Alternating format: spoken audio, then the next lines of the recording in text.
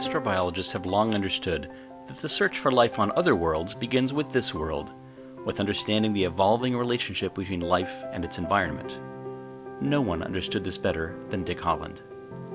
Over the first 30 years of his career, mostly at Princeton University, Dick pioneered the study of Earth's atmosphere and oceans as evolving, coupled chemical systems. His approach was profound in its simplicity. As a theoretician, he did not pursue complex computational models. As an experimentalist, he was cautious about sophisticated techniques. As a field scientist, he did not organize large, complicated campaigns. Instead, Dick always sought the simplest path to the heart of even the most complex questions. Combining nearly encyclopedic knowledge with basic thermodynamic and mass balance concepts, Dick constructed logical arguments while others were often lost in equations or data. This doesn't necessarily prove anything, Dick so often said, before proceeding to lay out an argument so elegant, so informed, and so logical that it might as well have been a geometric proof.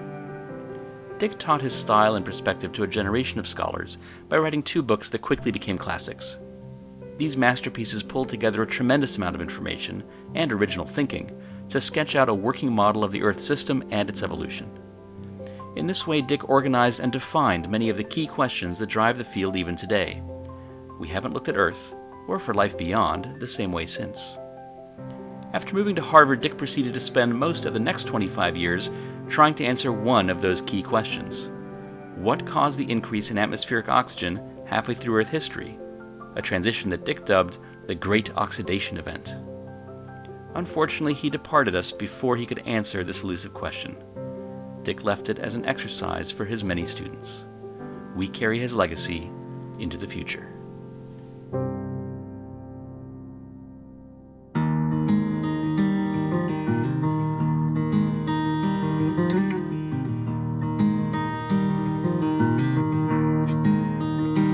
Dr. Robert A. Wharton died on Wednesday, September 19, 2012 in Rapid City, South Dakota.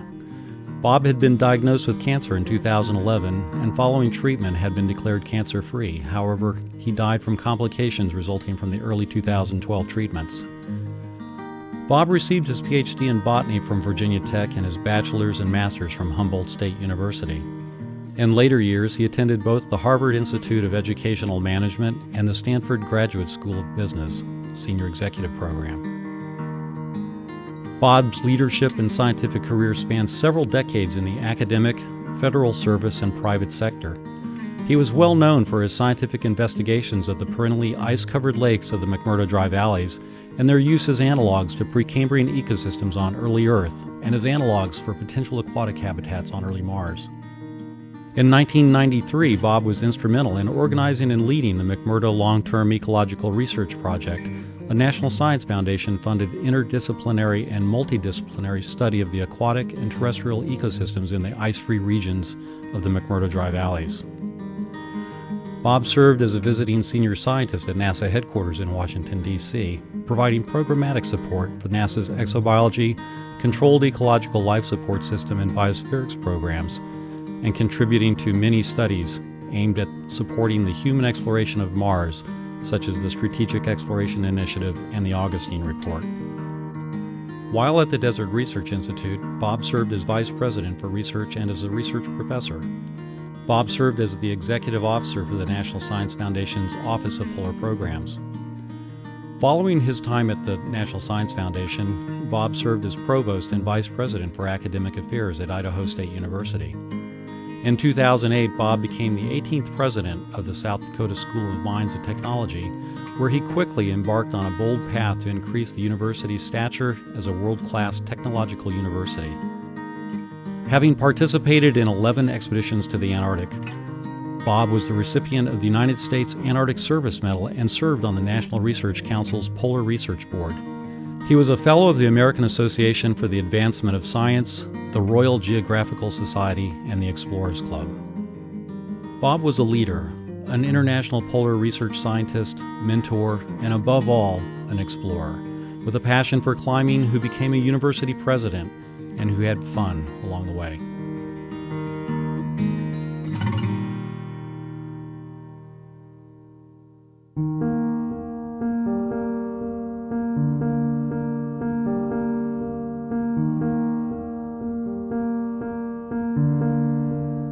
Carl Woese was the first scientist to map out the evolutionary history of all life on Earth. In so doing, he not only showed that all known life is related and descended from a common ancestral state, but he also overturned one of the major dogmas of biology with his discovery of the archaea, the third domain of life.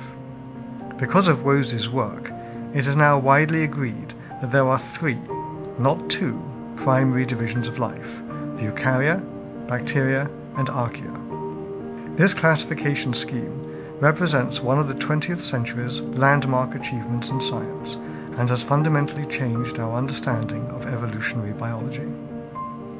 By basing his classification on the sequences of molecules involved in the cell's earliest machinery for expressing genes, rather than purely physiological characteristics, Woese opened up a new way to quantify evolution, a new window on the origin of life, and a scientifically rigorous way to identify and classify all organisms. This has been especially transformative in the case of microbes, the vast majority of which cannot be cultured, but which represent the principal components of the Earth's biosphere. Woese's motivation to initiate his sequencing project was to understand the very earliest phases of life, in an attempt to understand how the complexity of living systems evolved from much earlier and simpler states. His abiding interest was the evolutionary process itself, and he personally regarded the discovery of the archaea as a spin-off, albeit one with incredibly important ramifications that are only now being fully understood. Woese's work was an early forerunner of today's genomic biology, with many extensions that are revolutionizing microbiology, ecology, and even the health sciences. His many accolades include the 2003 Crafoord Prize for Biosciences, awarded by the Royal Swedish Academy of Sciences, the Leeuwenhoek Medal, the US National Medal of Science, and membership of the National Academy of Sciences. His contributions to astrobiology live on in his experimental discoveries, his theoretical work on the genetic code, and his vision of the evolutionary process in action.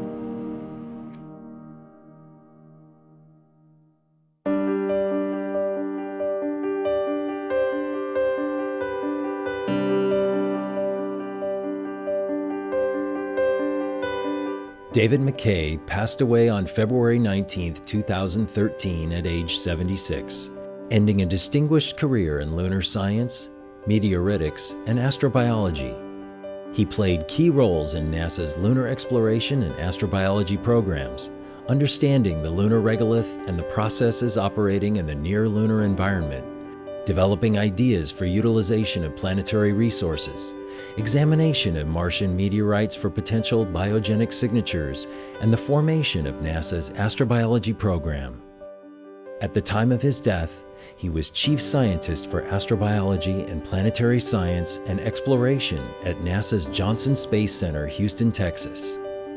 He has been described as a pioneer among pioneers in the space program. David joined NASA's Manned Spacecraft Center in Houston in June 1965 to train astronauts to collect rocks on the Moon. He was the only geologist present in mission control during the lunar landing in July 1969.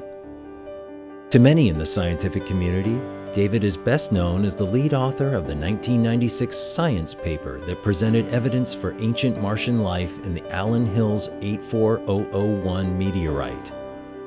The publication of the science paper created an explosion of excitement and criticism in equal measure. The excitement surrounding the possibility that Mars may have harbored ancient life led spacefaring nations of the world to reignite their Mars exploration programs.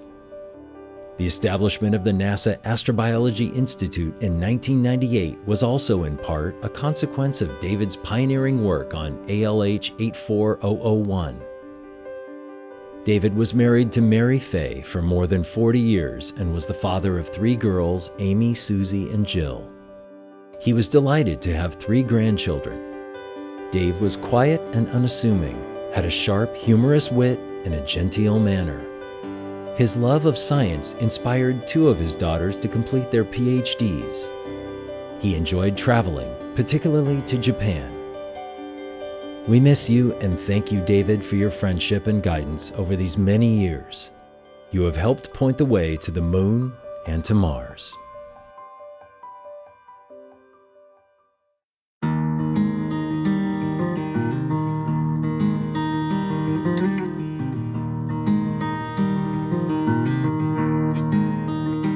Planetary science and exploration were Tom's lifelong passions. Already at the tender age of 7, Tom's interest in things extraterrestrial was kindled by his discovery of a painting of a Martian landscape in his elementary school. Before the age of Sputnik, Tom was already busy building rockets with his family members. He would go on to study at the University of South Florida and Case Western Reserve University. In 1976, he joined the faculty in the Department of Physics at the University of Alabama at Birmingham, where he would teach astronomy to over 10,000 undergraduate students over the next 30 years. Combining his love of astronomy with interest in chemistry and geology, he explored space from his laboratory, studying the properties of stardust, meteorites, and geological samples, including what may be microfossils from the beginning of life on Earth. His diverse scientific portfolio also included topics ranging from stellar magnetic fields to the origin of the KT events that wiped out the dinosaurs, to the composition of interstellar dust and the mineralogy and astrobiology of the surface of Mars. He was very generous with his time in educating the public and was often seen, heard, or read on local TV, radio, and newspapers. Tom was nothing if not passionate, and he was especially so for planetary exploration. The highlight of his career was when he joined the Mars Exploration Rover team. He was on hand to send the control commands to the rover Spirit when it reached out its robotic arm to study the rock Adirondack. And thereby, Tom fulfilled his childhood dream of touching another world. The MER team later honored Tom by naming a Martian rock formation, Dowiak Ridge, as a memorial to his contributions.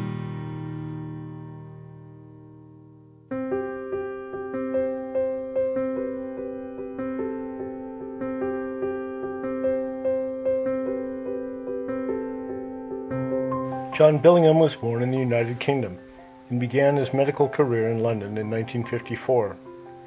Thereafter, he served in the Royal Air Force until 1963, when he accepted a position as the head of environmental physiology at NASA's Manned Spaceflight Center in Houston, emigrating with his wife Margaret, later an eminent physician and pathologist in her own right. In 1965, he became chief of the biotechnology division at NASA Ames, where he became familiar with the center's work in exobiology, leading to a collaboration with Barney Oliver of Hewlett-Packard to co-direct the 1971 summer study to assess what would be required to mount a realistic effort aimed at detecting the existence of extraterrestrial intelligent life. Using Project Cyclops as a jumping-off point, JB, as his friends knew him, became a lifelong advocate for SETI and the people who made it all possible, both formally and informally.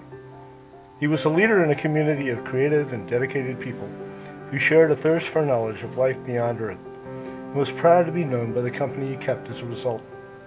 Surely he garnered official recognition for his efforts along the way, but unofficial recognition came in many satisfactory forms as well.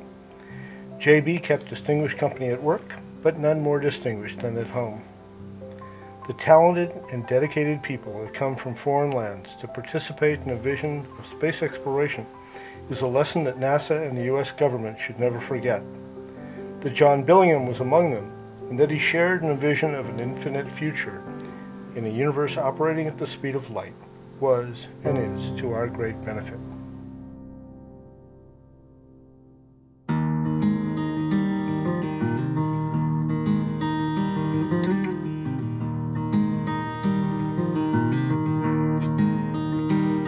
Vishen Kari was best known for his studies of the formation of organic solids in the atmosphere of Titan. In a seminal paper in Icarus, Kari, together with Carl Sagan and others, determined the optical properties of solid organic material produced under simulated Titan conditions. They referred to the solid material as tholin. Kari and his team measured the indices of refraction of Titan tholin over a very broad range of wavelengths, from the microwave to the X-ray.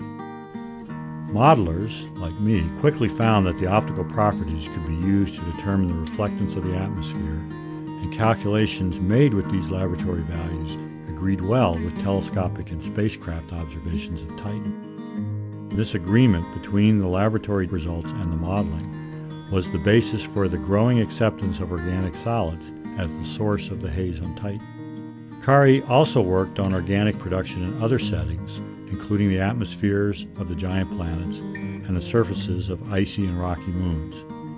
Kari also worked in the field of nanotechnology, producing in his laboratory samples of carbon nanotubes for analysis and experiments by himself and others.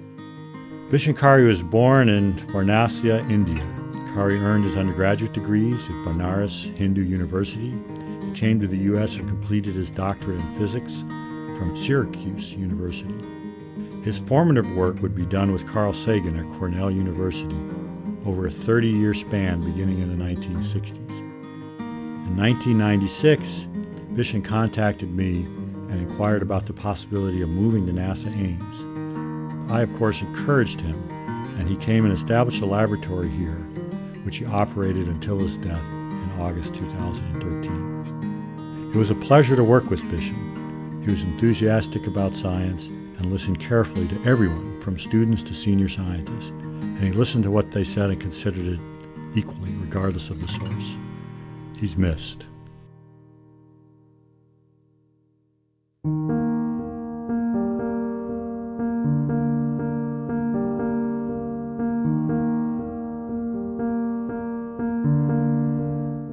Growing up in Norman, Oklahoma, Tom Pearson studied aerospace engineering, business, and management at the University of Oklahoma.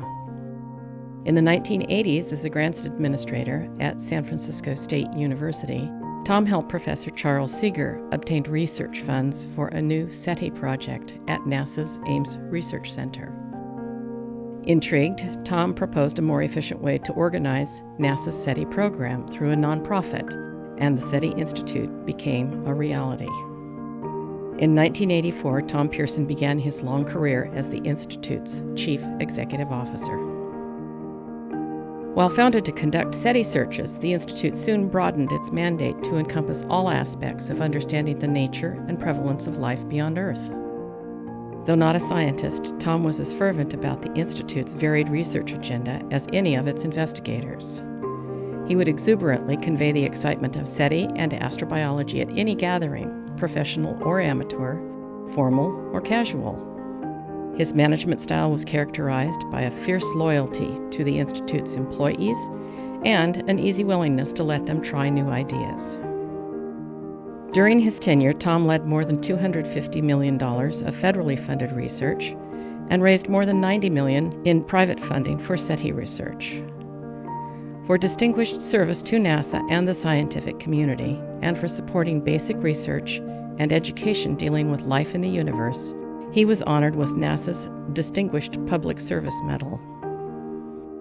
Tom was a leader and a friend to many. He was an athlete and a dedicated family man who played competitive golf in college, loved baseball and football, and shared his passion for sports with his son Tommy, daughter Elizabeth, and wife Elise. Tom is remembered as enthusiastic, generous, and fair. He dedicated himself and his career to what he called the most profound search in human history, to know our beginnings and our place among the stars. Tom is deeply missed.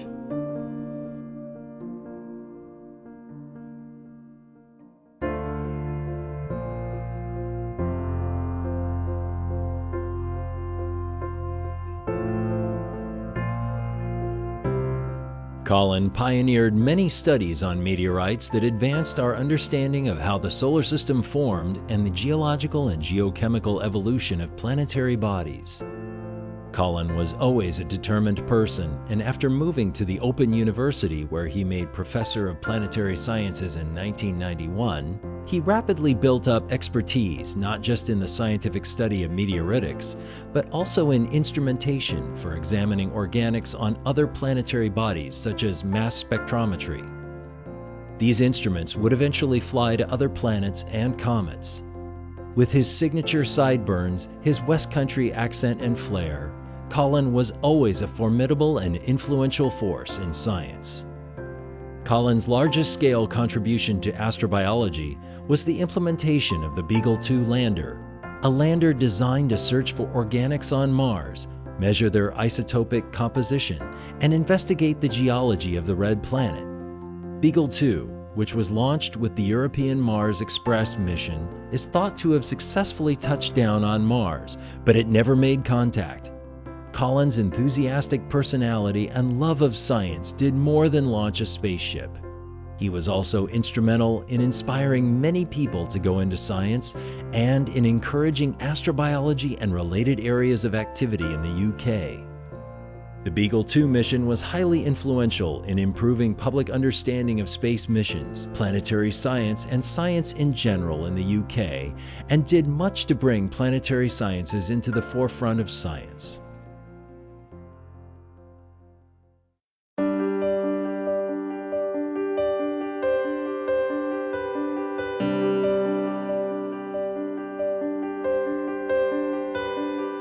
The field of geomicrobiology lost a treasured and vibrant leader, champion, and friend on October 26, 2014, with the passing of Katrina Edwards. Arguably the first person to attain a PhD in the field of geomicrobiology in 1999 from the University of Wisconsin, Katrina was well known for her trailblazing abilities and attitude.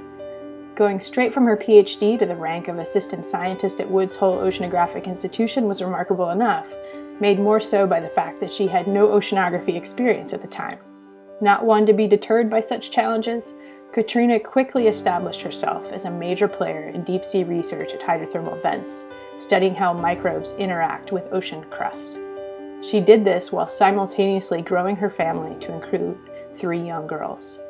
Transitioning to dual professorships in biological and earth sciences at the University of Southern California in 2006, Katrina went on to establish a $25 million Science and Technology Center devoted to deep biosphere research in 2010, and to be co-chief of an international ocean drilling expedition in 2011.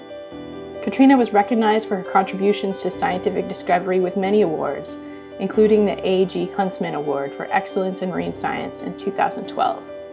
Katrina will be remembered fondly by her close colleagues by her "Get Shit Done" motto, always said with a playful smile and laugh, and her spirit will live on in the next generation of intraterrestrial researchers hunting for microbes that rust the crust.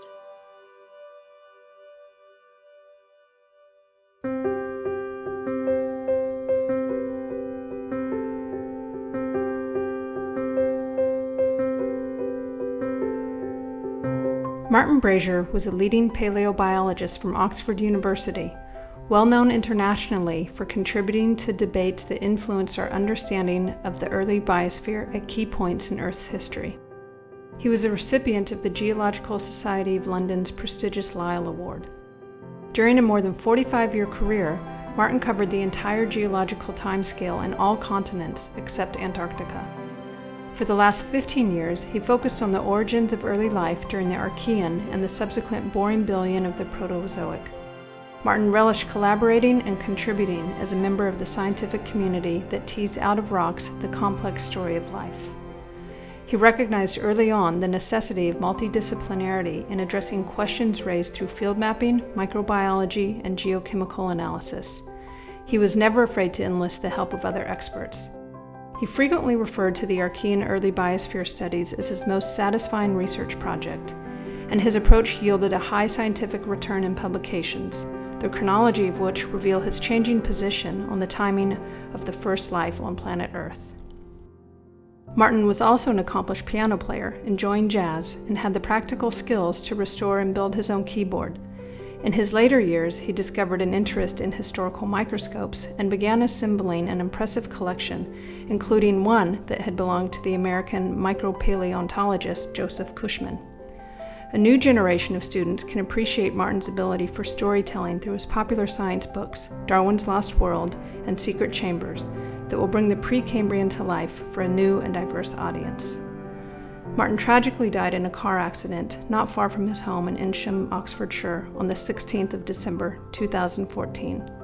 Thoughts and sympathy go out to his wife Cecilia, who is thankfully recovering from her injuries sustained in the accident, children Matthew, Alexander, and Zoe, and 2 grandchildren. Fortunately, he has left us with a rich and wide-ranging scientific legacy.